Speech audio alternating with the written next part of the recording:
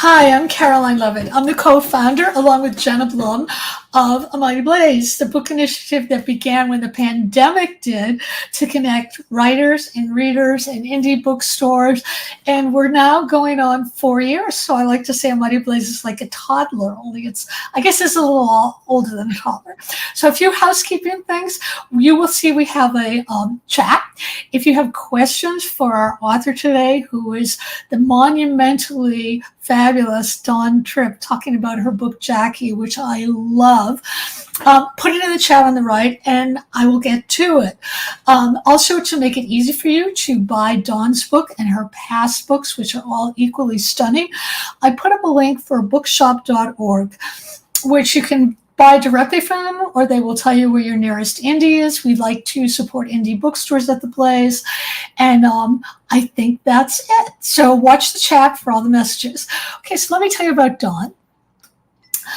I am so completely thrilled to have Dawn Tripp here. She's the author of the novel Georgia, which was a national bestseller, a finalist for the New England Book Award, and winner of the Mary Lynn Kotz Award for Art and Literature. She's the author of 3 luminous previous novels, Game of Secrets, Moontide, and The Season of Open Water, which won the Massachusetts Book Award for fiction. Her poems and essays have appeared in numerous publications, including NPR. She serves on the board of the Boston Book Festival and on the board of Gnome Surf, a nonprofit surf therapy organization focusing on creating a culture shift towards kindness, love, and acceptance for athletes of all abilities. And I have to say, Dawn, that encompasses who you are as a person. Love, acceptance, doing things for other people, generosity. I don't remember when I first met Dawn, but it was sort of like meeting a kindred spirit when I met her. There was a kind of electric recognition that this is my person. This is a person that I need to have in my life. And I'm totally gratified that she's still here. So let me show you this gorgeous book cover and we'll talk about this amazing, amazing book, Jackie. Obviously, it's about Jacqueline Kennedy, her life before Jack Kennedy, her life with him, her life with Onassis, and her life as a working woman. But it's about so much more. It's about how it feels to be Jackie, her devotion to her children, her books, to making her life an adventure. The thing about this book is that as you read, you realize that Jackie formed her own story, but you, Dawn, so brilliantly and empathetically and generously form hers. Dawn Tripp is in the rare company of novelists, this is I'm reading praise now, like Joyce Carol Oates and Richard Russo, who understand that while money and opportunity may affect destiny, so too do emotions. That's from Beth Ann Patrick. From Barbara Shapiro, Dawn Tripp is in the rare company of novel. Oh, wait, it's the same quote. I'm so sorry. I copied the same quote. Anyway, there's a rave from Barbara Shapiro also. Here's one from Booklist, a starred review, inspired by a rare photograph capturing a tender moment between a young Jack and Jackie Kennedy. Here's that photo again. Jackie is, I lost my place. Tripp imagines what might have happened in the moments before the photo and conjures the magic behind their transcendent love story with a fitting sense of elegance. Tripp's expert and insightful fictionalization of Jackie's life manages an authenticity equal to any biography. Library Journal, a starred review, meticulously researched and lyrically written, a must purchase. Kirkus, ethereal, a meticulously crafted ode to a still somewhat mysterious figure. And Publishers Weekly, an intimate portrait of Jackie Kennedy during her courtship and marriage, offers a humanizing portrait of Jackie's complex love for her husband. Camelot devotees take note. So welcome, Dawn. I am just so thrilled to have you here and to talk to you about this absolutely astoundingly magnificent book. And it is magnificent. So thank you for being here. Thank you, Caroline, so much for having me. And thank you to everyone who's tuning in with us today. So I want to know, how did you find your way to Jackie? Why Jackie. What Mhm. was it about her that made you want to write this book? You said, I read an interview, you said it was because of a photo, but in the acknowledgments, you said it was because of your sons. Mm. Right. So it's I actually the first seed, like, novels always start for me with a kind of a seed of curiosity. They always start with a Mm-hmm. question. Like it's always like in that space of a question. And it's not, it's not always an easy question, but it's a question that, has a kind of Gordian element that you need to kind of unravel and unpack and gives you the opportunity to explore, sometimes over a long period of time. So for me, the first wick of the idea came actually years ago. I was working on Georgia. I had actually almost just started writing Georgia. I had done the research, but I was just starting to write Georgia, and I was reading aloud to my sons in bed at night. And my older son had kind of brought a book home from our local independent bookstore called The Best Loved Poems of Jacqueline Kennedy Onassis, and I was reading to the boys in bed that night, and in the introduction there, which was written by Caroline, it was a very short introduction. It was just about a page and a half, 2 pages, but Caroline talked about her mother's passion for books. And her mother's passion for books, her mother's passion for literature, her mother's passion for poetry, how that had really shaped Jackie's life growing up, and how in turn Jackie's love of literature and her commitment to poetry and the shared passion for books that both Jackie and JFK had really shaped the day-to-day childhood of Caroline and her brother John. And there was a line towards the end of that introduction where Caroline references that from both of her parents, from her mother, she inherited this love of poetry. And from both of her parents, she had inherited an understanding that the power of ideas and the words we use to express them is the greatest power we have. And I remember reading that and having my kids right there with me. I remember I stopped. I remember I sort of really, like, that really sank in. And it was the first time that I asked the question, like the question emerged: who was she? Who was Jacqueline Kennedy Onassis underneath the woman we think we see? And I was working on another book. I was deep in another book, but those types of questions that become driving questions that can drive you through, drive the entire course of a narrative and the years it takes to, to get it onto the page. That was the first time that question emerged in my mind. It was that night. But you also said that you started to write Jackie, turned away, and then you found your way back to her, which I find often happens with novels. They have to marinate sometimes Right. before they're ready. But what was that like for you? Like, why did you turn away? It was hard. It was hard because so basically from that point, so I finished Georgia, delivered it, and then I began to research, not to research Jackie because I didn't know I was going to do it, but to research the possibility of writing that book.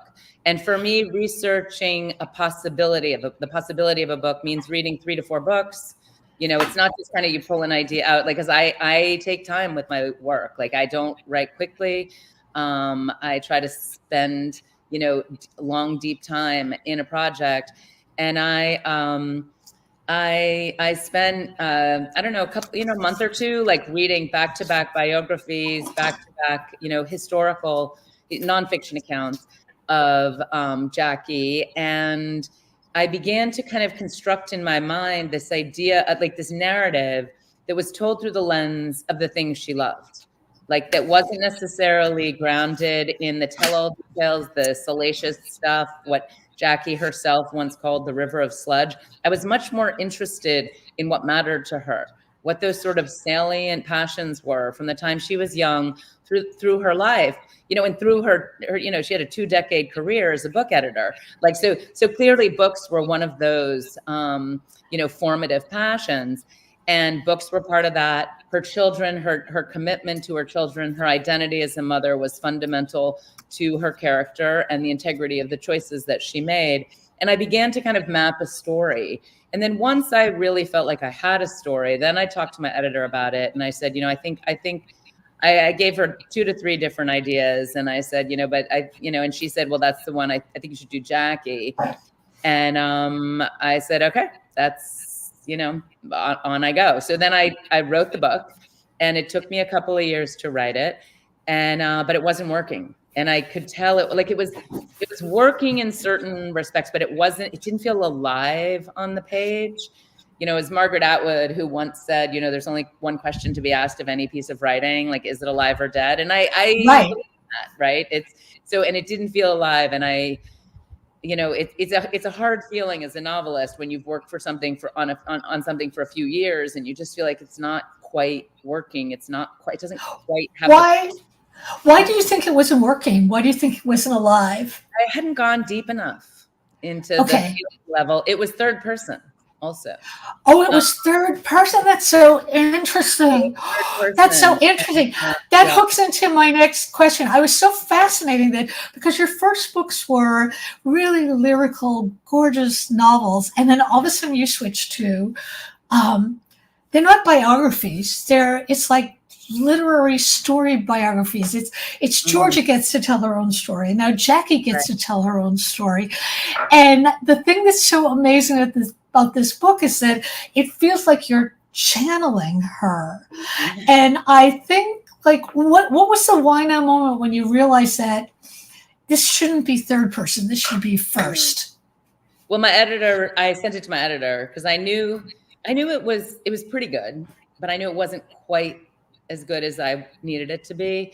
And I sent it to her, and she said, I didn't know what she was going to say. I didn't know if she was going to say, no, you're all wrong, it's terrible. But she didn't. She said, it's a strong book, it's a good book, but you don't go deep enough into the feeling, into what she calls the emotions, the feeling level. And then she said in that call, she said, I think this book wants to be written in the first person. And I'm like, nope, I can't. Why did you say no? Why did you say no? I just didn't feel like the story felt so big, and it felt so bold, like brazen to take on her voice.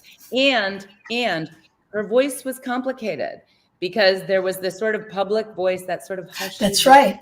Projected, but there were enough accounts in the historical record that really reflected from people who knew her that wasn't her actual voice.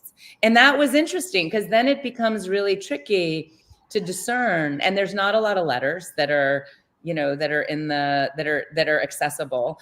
And so you can find the polite letters or the sort of political letters. Right. Right. Letters that are coming from here. And that's what I needed. I needed to get to this place. And I did. I turned away from the book for a little while, and I worked on a new book, which is actually the book I'm working on now, that I've since come back to since I finished Jackie, and it was actually my dad who said, you've got to go back to that book on Jackie. Like, you love the idea, you have to go back and find your way back in and do it. And he said something that was really significant, and it's very true to my dad. He's an octogenarian, and he's a completely cool guy. He said you need to find those things about her story that really bring you joy, that you're most excited about, because that's going to be how you find your way in, is when you're kind of led. And I started just playing around. Like I started looking through photographs. And then as I was looking through photographs and sort of thinking about what happened, not in the moment of the photograph capture, but what might have happened just before, what might have happened just after. And then I began to more deliberately seek out less well-known photographs. So candid photographs, when Jackie and Jack together might not have known the camera was on them. Like there's an incredible image, and again, it's not in the public domain, but it's an image of Jackie. She's got she's got chino pants on, she's got a white, a white, really nice shirt, and she's got her daughter by her hands, and she's swinging her around in the surf, and she's up to her knees in the waves. Jackie is, as she's swinging Caroline around, and she's just the expression on her face is so alive and so free. And I was like, that's the person that I'm after. Like, that's the person I want to bring forward in this novel. And then I came across another photograph, also not a well-known photograph. And it was this photograph that of Jackie and Jack. The original photograph is Jackie and Jack. They're young. It's June 1957. They're standing in the doorway of an airport. There's the shape of a plane behind, and they're in shadow. Her back's to the camera. He's leaning in toward her, perhaps to say something, perhaps to kiss her goodbye. I knew by then, because I had a draft of the novel, I knew what was happening around that time in their life. They've been married for 4 years. Jackie was pregnant by then with Caroline. And I just stared at that photograph because there was something about the tentative intimacy, the sort of complicated tension between them, in that moment. Mm-hmm. And I just wanted to know, like, what was happening? What was the temperature and texture of their marriage, their very sort of their emergent life together at that moment. And I printed out that photograph. And I kept it with me. And for the next 3 to 4 days, I wrote into it. And again, that driving question, who was she? Who was she underneath the woman we think we see? Who were they together before they were myth?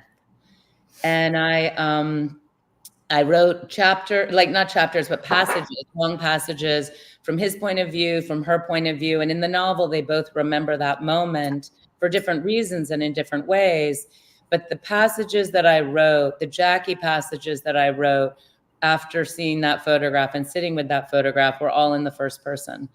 And you know how there's a moment where you feel as a writer, right, that's the voice of the book? And I knew, like, that's the voice of the book. And I started on page 1 and I rewrote the whole book. That's incredible. That's incredible. Yeah. Tell me about your decision to include Jack's point of view, because he says some things in first person too. And it is electrifying. Or third person. Oh, third person. It's kind of electrifying when he comes into the narrative too. I had always known that Jackie loved Jack, but I never really thought that Jack loved Jackie that much until I read this book.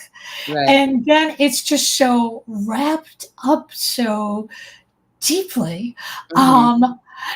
I just really wanted to know, like, what do you think, if he had lived, do you think they would have stayed together? Yes, I do. And it's interesting, though, that was actually, I've been asked, like, what shocked you most in your research? And what shocked me most in my research is that I believe that, like, after all the sort of digging, I believe they had a real love story. I mean, it was a complicated marriage. They were two very complicated people. They were both so smart, so strong, and both of them so reserved. But they, he said to a friend of his, kind of, towards the end of his life, he turned to a friend of his and said, there's only one woman in the world I could have married, and I married her. And that's one of those things. Like, when I found that, I thought, yes, like that again, you build an entire, like, notion or understanding around sometimes those little tiny phrases. I think I'm a poet before I'm a novelist. Like, I don't write as much poetry as I do novels, but it's my first impulse, my first love. So I love to work on the granular level. Like, as a novelist, I really work in those granular spaces. And so for me, when I would find those little gems, about them that were so quirky and so different, and so that really cut against the grain of what we think of who we think these people are. And that's what those details, which are in the historical record, you just have to kind of dig for them a little bit, and sort of peel back all those layers of myth and media and slush to get at those bits. But then that's what I wanted to architect the narrative out of. I want to talk about the prose, and we can tell that you're a poet because the prose is just, it's hypnotic. I mean, it's breathtaking. It pulls you in. So I wanted to ask, when you're writing, first draft, are you just like doing the story and then you'll go back and finesse the prose? Or are you the kind of person where the sentence has to be perfect and beautiful and crafted as you're going along? Right. No, great. That's a great question. It's neither, actually. Really? Okay. No, because I know writers. I have a friend who's a writer, and she works each sentence until she's done. And she's a beautiful writer. And then she moves on to the next sentence. And she really believes that that helps create the sort of pressure, the narrative drive. And I love that. I love that she can do that. I don't have, my mind is too, it's distracted. It's kind of like, it's too open, like I don't have that degree of focus. And I don't really want to have, like, that degree of focus doesn't work well for me creatively. I do write my early material is almost all written longhand, that's incredible. You can read your handwriting then. Not like that. I know. Well, no, not. I have to. That's okay. I have to transcribe my handwriting pretty soon after I write it, or I can't go back like 3 months later and try to figure out and try to decipher what I was saying. But I find that when I write longhand, and I write in fragments, so it's not a complete, so that's the difference. Like, I feel like people who are true novelists, and I don't consider myself a true novelist, but people who are true novelists, their minds have a cogency that is about sort of like that kind of like that story. I write in these little pieces, these little bits that have a lot of energy, and then I assemble them. And then I kind of like work them into a complete narrative. So but why is more sorry, go ahead. No, it's okay. It's just a much more fragmentary process. But why is that not being a true novelist? I mean, a lot of novelists I know do work like that. Richard Price works like that. He just assembles scenes and then figures out how they go together.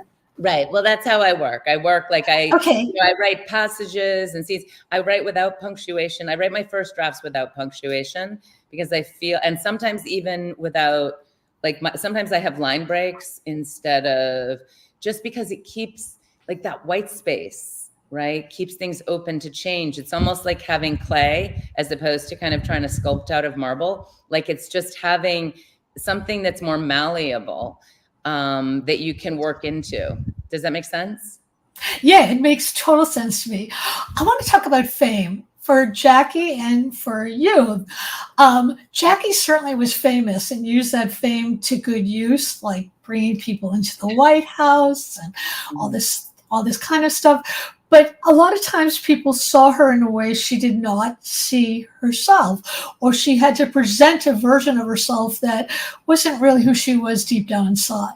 So I wanted to ask, how do you yourself deal with your fame? And did you gather any insights from exploring that whole notion with Jackie and her fame? Because there's definitely a difference between who you are and how the world sees you. Yeah, I mean, she has fame. She has, I mean, and she was, it's funny, she talked about at one point, and this was also in the history, about being up on a pedestal and really just, just trying to get off it and hoping that she could pull all the screws out so she wouldn't have to live up there. Like, it's not an easy space she has to navigate. Like, there's a lot of there sometimes is a lot of emphasis on her privilege and the support that she had when she was going through what was a personally horrific and unbelievably traumatic, emotionally and psychologically and existentially, like what she went through. We forget sometimes, I think, how it's extraordinary to me, remarkable to me, that she went on to not only steward our country, but also to kind of build rebuild a really sane, like, course of life that ultimately became a very fulfilling life, in the last decades of her life, and a sense of stability for her family after going through so much when she was so young. And Right. I think that but fame was always something that she really worked, I feel, deliberately, intentionally, to find her balance with the spotlight and the public eye. I think it was hard for her. I don't think she was someone that naturally kind of loved it. I think she learned how to manage it, and sometimes then also maneuver it in a way, because she had an incredible sense of play and wit, and she was very strategic. There was an interview that JFK did once where he was asked to describe his wife in one word, and the word he used was fey, F-E-Y, and I love that. Wow. I would not describe that's so interesting. An interesting word, Yeah. again, and it's not a word that we always associate with her or our We image. associate regal with her. Right. But fey, That's so interesting. it implies that there's that the regal is there, but it's sort of like this, like a bit of a front, right? And she was, I Yeah. think, constantly playing with fronts and with sort of maneuvering. She's really shaping history, even as she was That's right. living it. And she had so much projected onto her. But then at a certain point, she kind of it seems to me like she kind of figured out how to, shape her space in the world and that image in the world in a way that allowed her a certain freedom to live an authentic life on her own terms, on much more private terms. But also to help, she was very protective of her children and fiercely loving, and she made sure that they were protected too, which is wonderful. Wonderful. Right. You actually have this great question. This was a question that I was going to ask you too. This is from Barbara DeMarco Barrett. Hi, Barbara. I love Dawn's book too. How did you create scenes you imagined but had no historical evidence for? I would also like to add, I would love to know an example of a scene you didn't have the evidence for, but you created it. Right. Great question. So a scene that comes immediately to mind is a scene between Jackie and Onassis. And it's in those years between Jack's assassination and directly after Jack's assassination, when she's just starting a very quiet, kind of almost clandestine relationship with intimacy with Onassis. And the scene of a very private scene that I invented between the two of them, I gave a lot of thought to that scene. And I gave a lot of thought to it because I wanted to create a sense of, it wasn't, there's very few scenes. In fact, I don't think there's any scenes in the novel that I created with no historical evidence. Okay. It doesn't mean the scene was not imagined. It does mean that there are things that, for example, there were things that Jackie said about why she married Onassis that I tried to build into that scene. So there were things she said in the historical record. And the reason I chose this, the reason I'm talking about this particular scene right now is that was a very controversial thing when it happened at the time, that she chose to marry Onassis. Right. I wanted to kind of build the rationale that adhered to what she said publicly and also allowed the reader to enter into how this might have been viewed as a possibility for her. So part of it is I had to make him slightly sympathetic. And that was tough because I wasn't always a fan. I know he's a little prickly. And this has been documented. She talked about how he was an incredible storyteller and how he had lived an incredible life. And he had built his, all of his wealth on his own. Like she was really curious. There were dimensions of Onassis that were very intriguing to her, in addition to the fact that he was actively wooing her, actively trying to kind of, capture her, get her, like have her, possess her.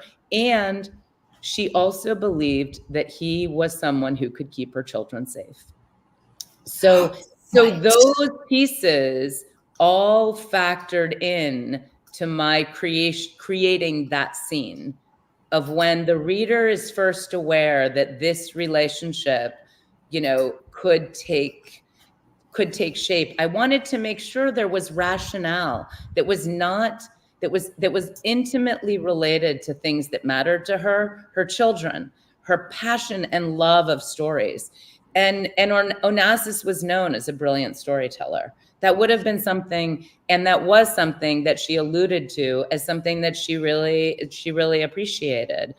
And he showered her with support, attention, and gifts while he was trying to kind of, possess her. Right. Well, he's one of those, sometimes some men, he's a very powerful man.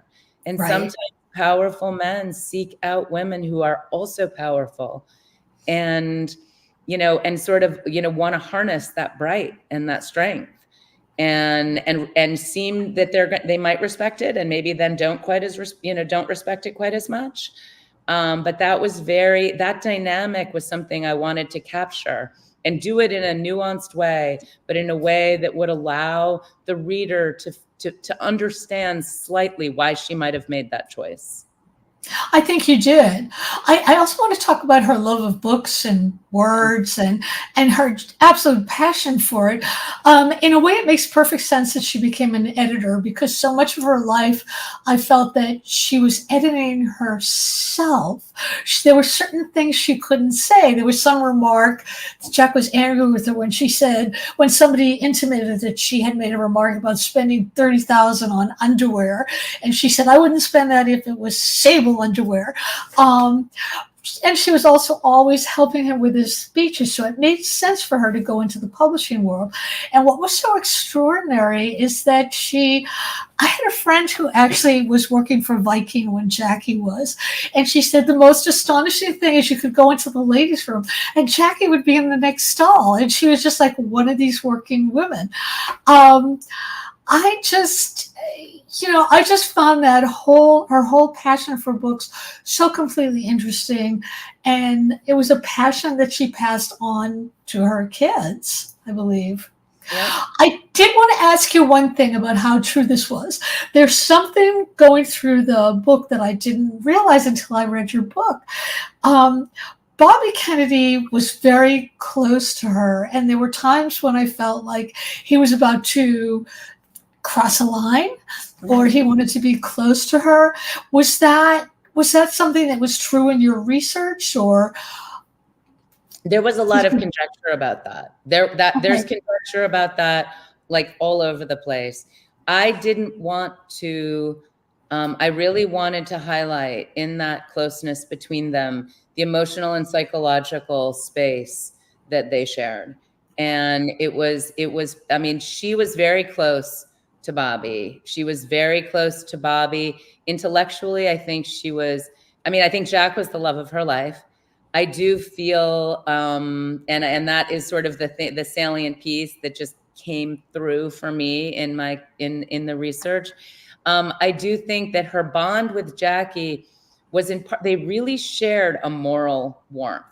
They shared Bobby's commitment to ideas and ideals, and his capacity for compassion. His profound compassion is something that I feel, from everything I've kind of read and understood, is something that really mattered to her deeply at a time when she was so shattered, and he was the person who would, always be right beside her and with her. And I also think that he sustained the dream and the values of the country. Like, he was the figure that was going to continue to carry forward Jack's legacy in a way that would allow the country to really live true to the values that it was founded on, and true to the dream that Jackie and Jack had worked together, along with so many others, to really bring this sense of service, to the country, this sense of, reach and ambition and the dream of going to the moon. Like, Bobby was sort of his person and his leadership in those 5 years after Jack's assassination. I feel he really became a, almost like the lightning rod for so much of her emotional and psychological life and ground. He was supportive of her. He was supportive of her children. And he was also this, a steward of Jack's and Jackie's vision for America. And that's what I wanted to capture. Yeah. And I also think, don't you also think that they both really loved Jack? It's almost like that. Jack was no longer there. So that love kind of brought them closer together, and it was astonishing. Yeah. I want to ask you about Gnome Surf. I love the idea of kindness and acceptance and driving a culture shift. Tell us what it is. And is there a website so I can put that in the chat for it? Yep, there's a website, and I can pull it up, or I can. Is it just gnomesurf.com? Hang on a second. It's either .com or .org. So you should be able to find it. It should come up pretty easily. Gnome Surf is an adaptive surf therapy organization that serves athletes of all abilities. And it's an incredible organization. I joined the board after my son has been working there for 5 years, has really grown up kind of as one of the lead instructors for the program. Founder Christopher Anteo has shaped an incredible program. There was a surf therapy camp down at the beach today with there were 36 kids who came down through the state of Massachusetts. Has done so much to support our work, as well as several sites and several town-based beaches in Rhode Island. But it's been extraordinary to bear witness to an organization that is fast growing and that is committed to creating a culture where athletes of all abilities and of all ages have the chance to come together to work with the adaptive surf therapists and adaptive surf instructors, and also the team of volunteers to really find an incredible, supportive, and joyful community. And there are athletes that return year after year after year, and who might surf 8 weeks in the summer and come to the happy camps. And it's a joy. Like, it's yesterday was my first day home after book events. And, the first thing I did was I got on my bike and rode down to the beach, because I just wanted to kind of be on the edge of that and bear witness. It's an incredible organization. Yeah. That's incredible. I want to say that, and I wanted to thank you for being, not only are you an extraordinary literary citizen, you're just so kind and generous, but you're also an extraordinary world citizen. I mean, to put out that kindness and that hope and that help, it's just amazing. So would you tell us anything about the book you're writing now, or are you superstitious, or you just want to keep it under wraps? I'm always a little superstitious. It is another novel, but Jackie, and one of the things that Jackie and Georgia both were novels about women and power, women and power, like women who are surrounded by power and then who learn how to kind of harness, gather, transmute that same power and forge a life of meaning and integrity that's true to who they are and who they're meant to be. And I believe in that. And so the what I can say is that the novel I'm working on now has, is in that thematic zone. Great. Yeah. Great. Okay, so I have to ask you, what's the best advice you've ever been given, and what's the worst? Okay. The worst advice that I've Yeah, ever, you mean as a writer? as a writer, yeah. The worst advice, I had feedback when I was an 18-year-old writer. That was not advice. That was really harsh. When I was in my first year in college, and I'm not going to share that. That kept me. I didn't write stories for another 5 years after that. But the worst advice I've ever gotten is that there are rules for writing fiction. Oh, And I just feel like when somebody says there's a right way to write a book, there's a right way to write, there's a right process. I feel for younger writers who imagine that that's the case. That if they right. do, it's just not true. Like every writer has to find their own way. Every writer has to find their own voice. Every writer has to find their own sort of team of like very small team of readers, like early readers. I only let my books, my work in process, I only let, like, there's only a few people who I let read things in process. And I trust them completely. And I know their blind spots. And I've been working with them for decades.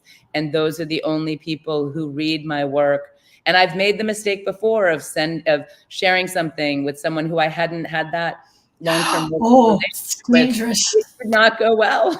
Yeah, that's not a good idea. So that's the worst advice I've ever gotten is any advice that's too prescriptive.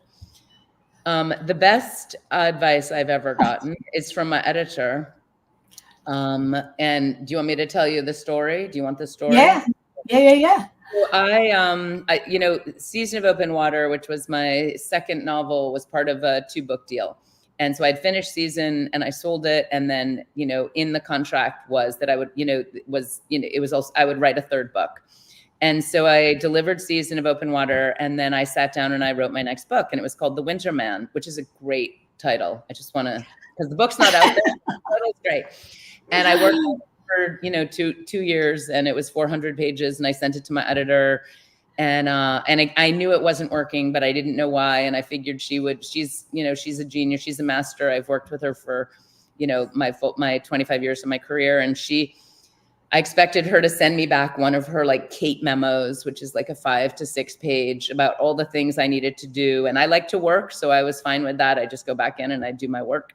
And she didn't send me a memo. She called me and she said, "How do you feel about this book, The Winter Man?" And I said, "Well, Kate, I think it's a good book. I think it's not quite working. Like, what do we need to do to, what should I do? Do I need to change the beginning?" And she said, "There's a lot of things you can do to a book." She said, you can sharpen the beginning. You can take out the first 20 pages and start in the kind of like that middle spot at center, right? And or you can sharpen the end. You can heighten the climax and the and work the denouement in a way that it's really gonna, and you can even you can manipulate the middle, and you can kind of character more sympathetic or cut a character out that doesn't need to be there. She said, but you can't put the heart in a book where there's none. Oh my God. When she said that, how did you feel? Oh my God, that's right. I felt flattened and like, this is something I need to learn. That so that was the best lesson. That's the best piece of advice I've ever gotten. And how does one learn that? How does one learn that? You don't write from here. You write from your heart. You write from here. Okay. That is gorgeous. We have one last question we can take. This is from a listener. So let me put it on. Okay, it's from Kim. Did you appreciate Jackie before writing this book, or more so now that you researched her and wrote this book? I better know the answer. I love that question, Kim. So when I finish Georgia, when I finish any book that I've written up until this book, I'm done. Like, I don't want to see another like O'Keefe show. Like, I'm finished. Like, I'm sort of finished with a book. Jackie, I've worked on for 10 years, and I just feel like she was so fascinating. She continues to be so fascinating, and she continues to be relevant. She was strong. She was brilliant. She was strategic. She had this genuine warmth. She was like she was myriad self. She projected myriad selves. And she was at her core a deeply private person with this nuanced, formidable intellect. And I feel like the way she lived, the strength, the grace, her care for her family, and her determination to kind of, keep the world in a way to help steward the country, and to also, she committed to living a private life of integrity around those things that she believed in. She went on, her career as an editor is just brilliant. And I just feel like that is not what we focus on when we think about Jacqueline Kennedy. That's right. And she is such an incredible woman. Her capacity to know when to speak and when to be silent, when to listen, and when to kind of like, steer things around her in a way that would help people feel at home and at ease. She's not the woman that we sort of think we see. And I love that about her. I love that she continues to be just this force in American culture and consciousness. And I believe in that. I think that's wonderful. I want to tell everybody out there listening again, don't forget I popped up a link so you can order Dawn's book, Jackie, and all of her other books, which are equally gorgeous, at bookshop.org or your favorite indie. Also, this particular interview will live forever on a Mighty Blaze YouTube station, so you can tell people about it. You can listen to it whenever you want, and it will be an audio and a podcast also, probably in a few months, because we're always behind at a Mighty Blaze. Thank you all so much for being here and for the great questions. Dawn, thank you so much for being here too, but don't go away, Dawn. And to everybody else, we'll see you all next week. And thank you all. Bye. Thank you.